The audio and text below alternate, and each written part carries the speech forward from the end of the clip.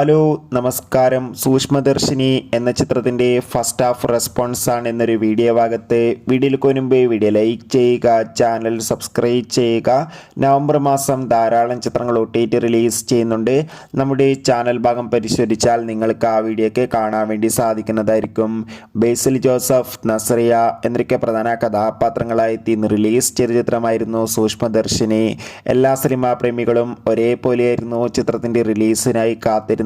Finally ചിത്രത്തിൻ്റെ ആദ്യ show ആരംഭിച്ച് ഇപ്പോൾ ചിത്രത്തിൻ്റെ ഫസ്റ്റ് ഹാഫ് റെസ്പോൺസ് ഒക്കെ പുറത്തുവന്നിരിക്കുകയാണ്.